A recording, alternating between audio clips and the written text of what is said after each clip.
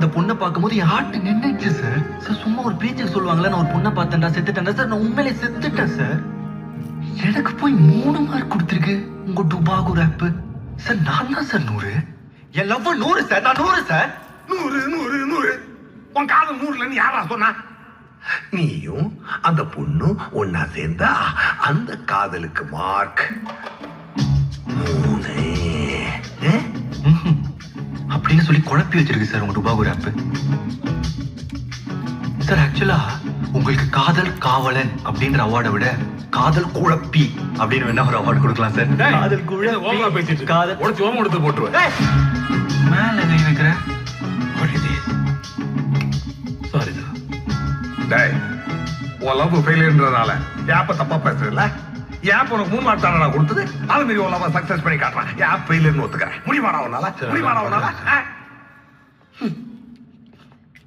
ஏ காதல் குழப்பி, ஒரு ஹார்ட்டோட வேலைய எந்த ஒரு ஆப்பாலையும் பண்ண முடியாதுன்னு நான் இந்த உலகத்துக்கு ப்ரூவ் பண்ணி காட்டுறேன். என் பட்டுமா தீமாவை என்ன லவ் பண்ண வச்சும் காட்டுறேன். Then 30 days.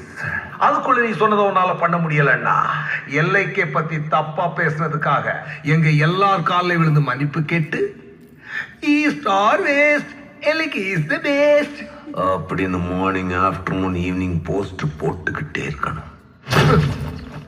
சேலஞ்ச்.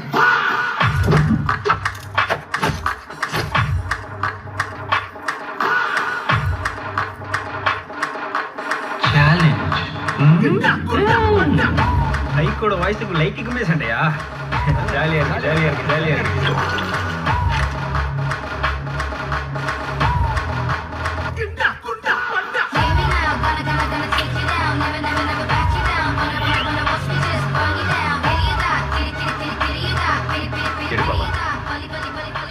என் லவ் மட்டும் தான் இந்த லைக் ஆப் இப்படி செஞ்சிருக்கா, இல்ல உங்க வாழ்க்கையும் இப்படி குழப்பி இருக்கான்னு எனக்கு தெரியும்.